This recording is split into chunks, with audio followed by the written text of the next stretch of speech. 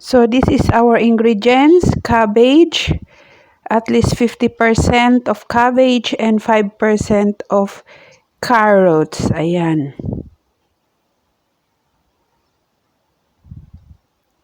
So now, i-chop natin ang ating cabbage into a very thin slices. Very thin para ano siya, maganda.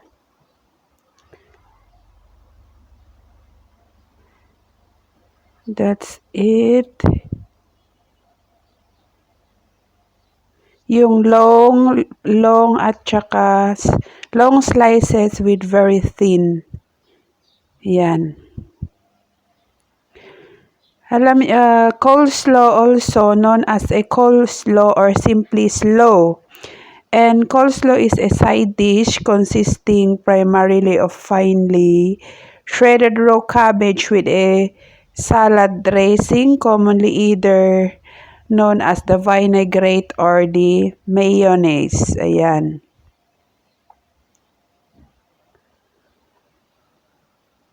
At isa pa, ang paggawa ng coleslaw ay may dalawang process. Pwedeng gamiting coleslaw into creamy or what we call using the mayonnaise, or coleslaw using vinegar. Ayan. And pwede din na vinegar added to mayonnaise. Ayan. Masarap siya. Kaya ang gawin ko ngayon ay yan.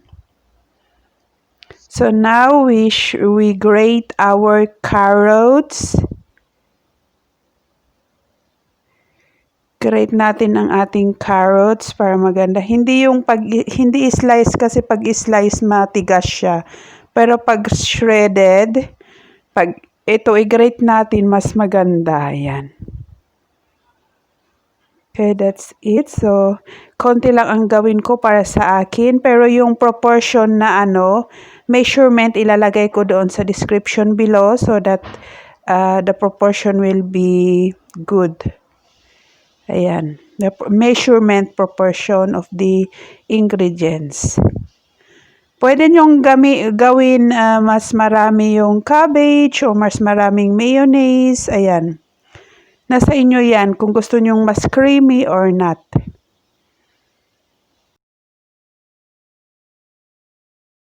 Ito na ang ating. Tapos ilagay natin ang ating mga dressing. Ayan. Mayonnaise.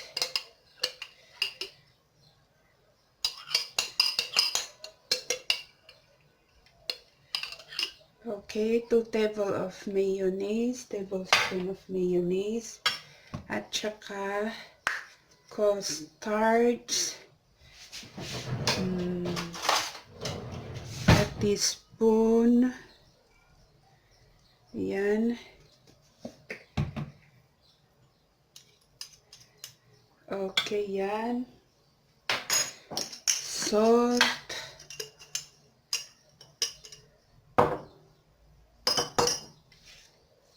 Pwede doon siyang lagyan ng yogurt, pero sa ngayon ayaw kong lagyan ng yogurt. Instead of yogurt, lagyan ko siya ng vinegar.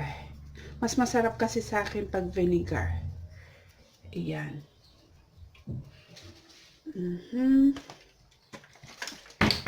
Just a little naman lang siya ang vinegar. Ayan. Ganyan lang siya kasimple.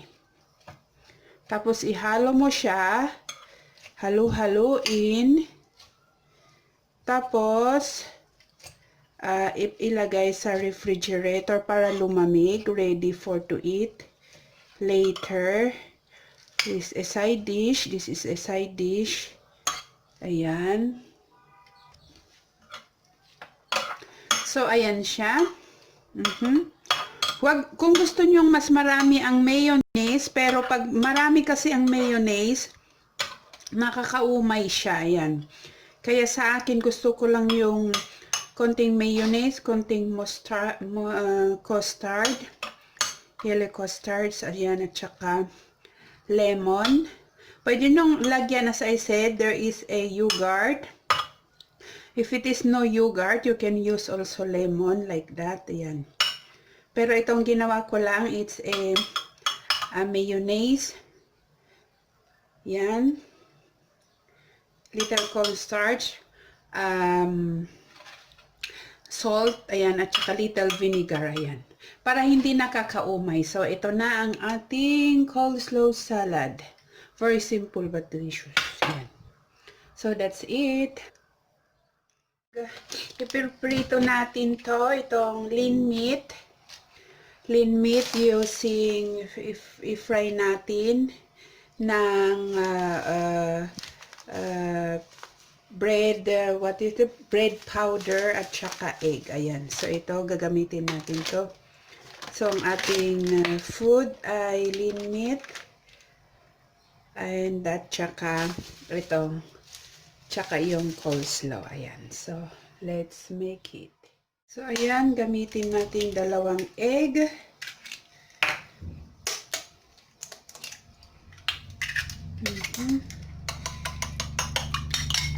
Anuhin natin to. We will beat our egg until it will be a little bit foamy. Ayan. So, ito na siya. Little foamy. It's okay now. At saka itong ating bread crumbs. Ating bread powder.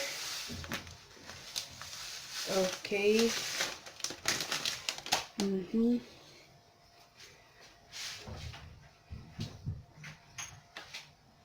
Lagyan natin ng parsley kaunti para masarap siya.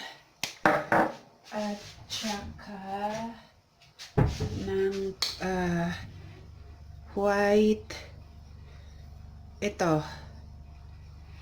black paper, white powder paper. Ayan.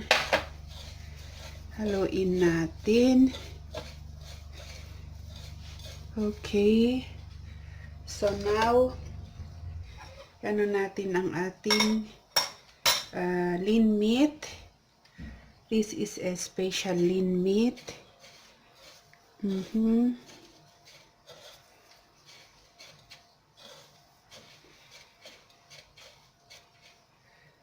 So that's it.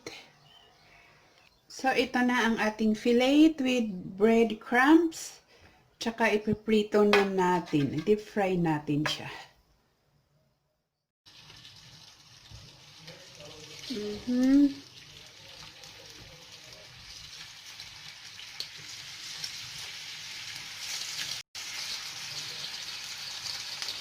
This is adobado fileted. Plancha natin. We will iron it. Iron. Yan. Okay.